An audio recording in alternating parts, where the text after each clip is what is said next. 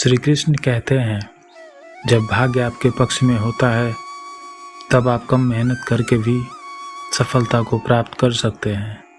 वहीं अगर भाग्य बुरा हुआ तो अथक परिश्रम करके भी सफलता नसीब नहीं होती। परंतु भाग्य खराब हो तो परिश्रम कभी नहीं छोड़नी चाहिए। परिश्रम ही एक ऐसी चाबी है जो आपके रूठे हुए भाग्य को मना सकती है। भाग्य को किसी ने देखा नहीं है, अतः हमें निरंतर कर्म यानी परिश्रम करते रहना चाहिए।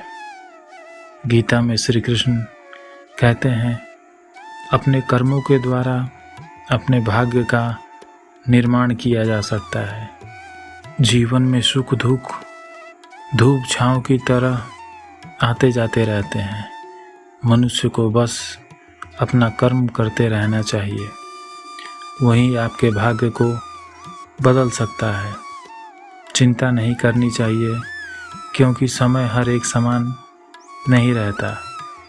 जब आपका भाग्य साथ ना दे और सारी दुनिया बैरी हो जाए तो मौन हो जाइए।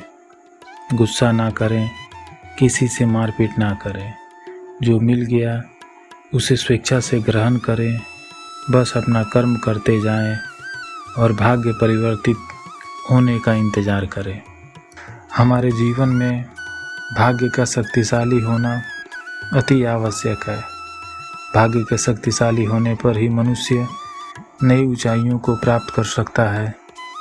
इस जीवन में हर एक मनुष्य अपने जीवन को खुशहाल और संपन्न बनाना चाहता है। प्रत्येक मनुष्य की यही इच्छा होती है कि उसे हर एक काम में सफलता मिले और उसकी हर जगह प्रशंसा हो। परंतु कुछ लोग यही सफलता प्रशंसा पाने के लिए कड़ी मेहनत करते हैं, फिर भी सफलता हाथ नहीं लगती। यदि भाग्य ही खराब हो जाए तब अथक प्रयास करने पर भी संतोषजनक परिणाम प्राप्त नहीं होते। जीवन में कई बार ऐसी परिस्थितियां उत्पन्न होती हैं जब मनुष्य को काफ़ी प्रयास के बाद भी सफलता नहीं मिलती और वह अपने जीवन से उदास व मायूस हो जाता है। इस दुनिया में एक कहावत बहुत प्रसिद्ध है कि जो चमकता है वही बिकता है। अर्थात जो सफल है, कामयाब है, लोग उसी की सुनते हैं, उसी को मानते हैं, उसी की तारीफ हर जगह होती है। परंतु अगर योग्य व्यक्ति है और सफल नहीं हुआ है तो वह बेकारी व बोझिल जीवन जीने को मजबूर है। दुर्भाग्य ही मनुष्य का सबसे दुखद हिस्सा होता है। यह व्यक्ति को अंदर ही अंदर खाए जाता है। जैसे दीमक अंदर ही अंदर लकड़ी को खा जाती है, वैसे ही दुर्भाग्य भी मनुष्य को कहाँ चैन से रहने देती। गीता में श्री कृष्ण कहते हैं कि कर्मों के द्वारा ही भाग्य का निर्माण किया जा सकता है। बुरा वक्त आपको जिंदगी के उन सभी सचों से अवगत करवाता है जिनका आपने अपने अच्छे वक्त में कभी ख्याल भी नहीं किया होता है। जो मनुष्य इस लोक में अपनी काम की सफलता की कामना रखता है तो उन्हें देवताओं का पूजन प्रारंभ कर देना चाहिए। यदि इस जन्म में बहुत से पुण्य कर्म किए हैं, जैसे दान पुण्य, दीन दुखियों की सहायता, पशु पक्षियों की सहायता, किसी का दिल न दुखाया हो, तो यही कर्म जब तक जीवित हैं पुण्य फल बनकर आपको प्राप्त होते हैं। यदि किसी कारणवश मृत्यु हो जाती है तो यही संचित पुण्य कर्म भाग्य बनकर आपको अगले जन्म में प्राप्त होते हैं। ईश्वर ने हमारे भाग्य में जो लिखा है उसे हम में से कोई छीन नहीं सकता। लेकिन अगर हमें अपने ईश्वर पर सच्चा भरोसा है तो हमें वो भी मिल सकता है जो हमारे भाग्य में नहीं है। परंतु यह भी समझने योग्य बात है कि इंसान का मुश्किल वक्त उसके लिए दर्पण की तरह होता है। जो हमारी क्षमताओं को दर्शाता है। ऐसा इसलिए कह रहा हूँ कि पूरे ब्रह्मांड में ऐसा किंचित ही कोई होगा जो मनुष्य की इच्छाओं को पूरा कर सके, क्योंकि मनुष्य की इच्छाएं तो अथाह समुद्र की भांति होती हैं, जिसमें जितना भी जल डाल दिया जाए मगर वो कम ही रहता है।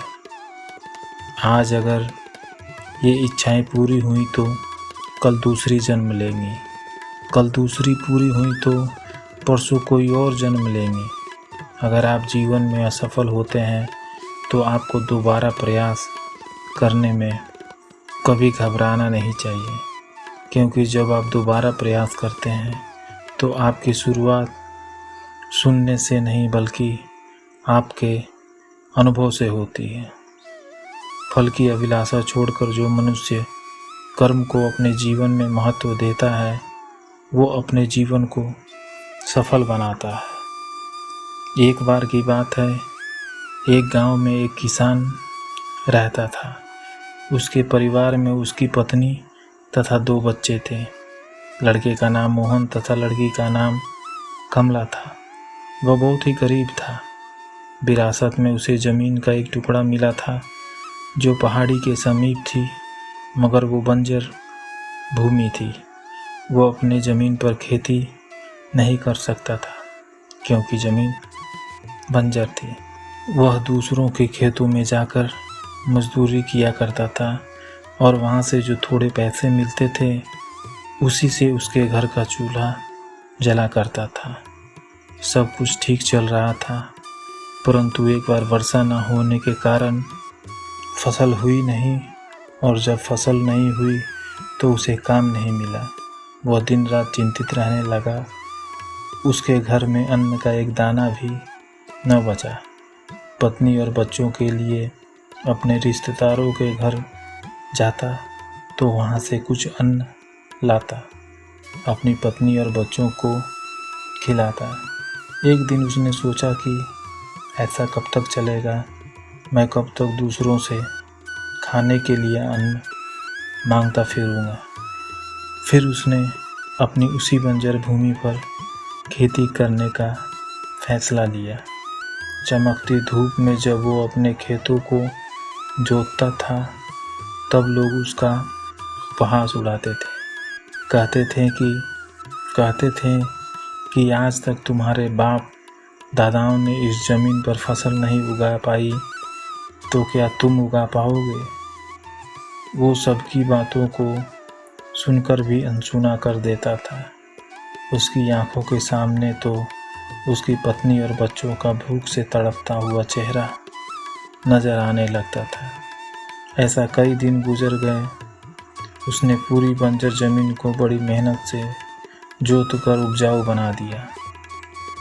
तो बना दिया, मगर पानी कहाँ से लाए। बारिश तो हो नहीं रही थी। वह बहुत उदास रहने लगा। एक रात सोते हुए सोच रहा था कि अब क्या किया जाए।